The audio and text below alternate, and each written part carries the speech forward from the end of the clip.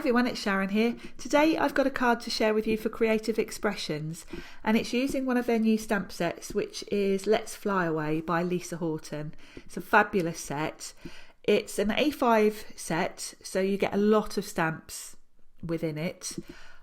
As you can see, there's a large hot air balloon and then a slightly smaller one. Then you've also got lots of other elements that go with the Let's Fly Away theme. You've got kites, balloons. You've also got all the elements that you will need to put a scene together. So you've got clouds for the background, you've got strings for the balloons and the kites, and then some fabulous sentiments as well. I've also got the coordinating MDF sheets, which you can see there. These fit perfectly, so you can either stamp straight onto them. You don't have to use the stamps with them. You can use them standalone as well. So they're really great, go well together. Then I've got some Cosmic Shimmer Chalk Cloud blending inks. I've got Blue Lagoon and Green Apple. I'm just going to use the blue on this card today.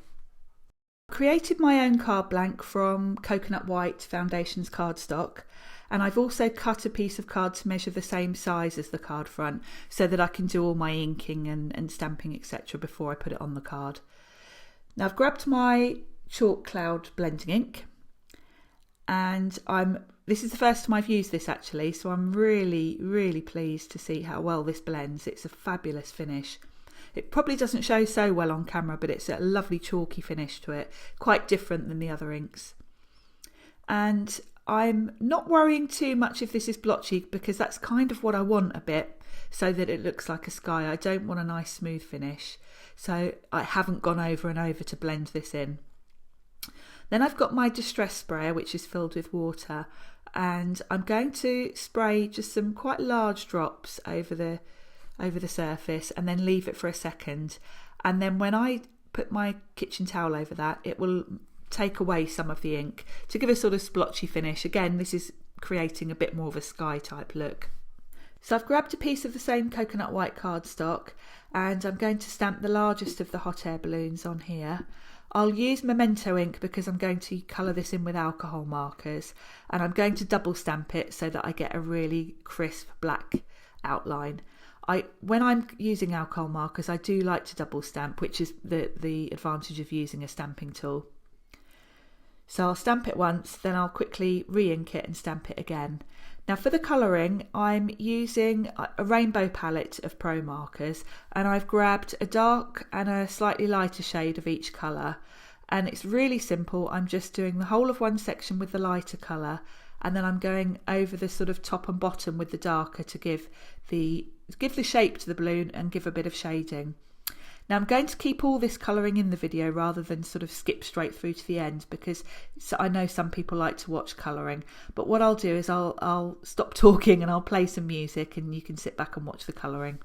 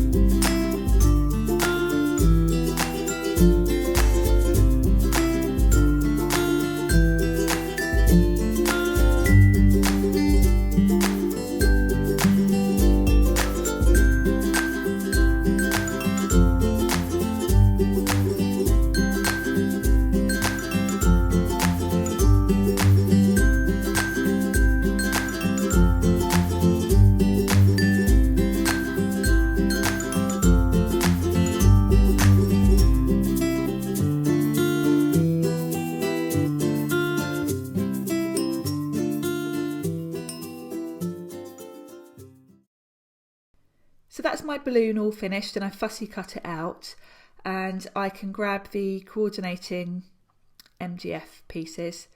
You can see the little pieces pop out, but on my balloon I don't want to have to cut that out because it's a bit fiddly. I'd need to use a craft knife. The easier solution is to just colour those bits the same colour as the background. So I found a Promarker that's a similar blue to the chalk ink, and that will give the same effect.